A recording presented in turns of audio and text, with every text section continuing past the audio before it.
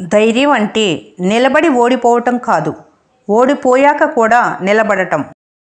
కొద్ది కొద్దిగా చేసే ప్రయత్నమే గొప్పదై ఫలితాలనిస్తుంది. అలిసిపోయే వరకు ఆడితేనే ఆటలో గెలవగలం. శత్రువు ఓడిపోయే వరకు పోరాడితేనే యుద్ధం గెలవగలం. మొదట మన లక్ష్యాలను అర్థం చేసుకోవాలి. తర్వాత వాటిని ఆచరణలో పెట్టే మార్గాలను అన్వేషించాలి. తృప్తి అనేది ప్రయత్నంలో తప్ప విజయం ద్వారా లభించదు. పూర్తి ప్రయత్నమే సంపూర్ణ విజయం. విమర్శను కూడా వినయంగా స్వీకరించినప్పుడే విజయం మన సొంతమవుతుంది. మొక్కకు నీళ్లు పోయటం ఎంత అవసరమో ఆలోచనకు ఆచరణ కూడా అంతే అవసరం. ఏమీ సాధించలేదని చింతించొద్దు. ఏదో సాధించామని గర్వపడొద్దు. రేపు అనేది ఒకటి ఉందని మర్చిపోవద్దు. ఎలాంటి పరిస్థితులు మనకు ఆనందాన్ని కలిగిస్తాయో వాటి కోసం శ్రమించి సృష్టించుకోవచ్చు.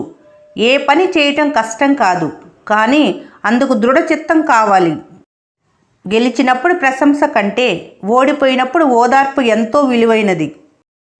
పొగడ్త మనిషిని పైకి లేపుతుందో లేదో చెప్పలేం, కానీ ప్రోత్సాహం మాత్రం ఖచ్చితంగా ఉన్నత స్థాయికి చేరేలా చేస్తుంది. మరికొందరుంటారు శాస్త్రజ్ఞులు వంటి వాళ్ళు. వారికి సాధారణంగా ఎలాంటి ప్రోత్సాహం ఉండదు. అందుకే వీరు ప్రయత్నం అంతా కేవలం స్వశక్తిపై, సామర్థ్యంపై గల ఆత్మవిశ్వాసంతోనే చేస్తారు. తోటివారి విజయం చూసి నా వల్ల ఎప్పుడవుతుంది అనుకోవద్దు. ఎప్పుడో ఒకప్పుడు నేను సాధిస్తాను అని మీకు మీరు నమ్మకం ఇచ్చుకోండి. సగం వరకు పాలు నిండి ఉన్న గ్లాసును చూసి సగం గ్లాసు పాలతో నిండి ఉంది అని అనుకోకుండా ఇంకా సగం ఖాళీగానే ఉంది అనుకోవటం వ్యతిరేక ఆలోచన. ప్రయత్నించే వారు గెలవచ్చు లేదా ఓడిపోవచ్చు, కానీ ప్రయత్నించని వారు నిశ్చయంగా ఓడిపోతారు. కష్టంలో ఉన్నవారికి సహాయం చేయటానికి నీకు కావలసింది వయసు కాదు, మనసు. ప్రవర్తన, నిత్య గమనాన్ని మార్చుకుంటే మన ప్రతిభ మెరుగుపడుతుంది.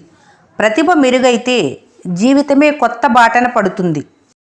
ఒక వ్యక్తి గుణగణాలు పరీక్షించాలి అంటే అతనికి అధికారం ఇచ్చి చూడాలి. పూర్తి అంకిత భావం అంటే పూర్తిగా కష్టపడటం కాదు, అది పూర్తిగా నిమగ్నం అవ్వటం.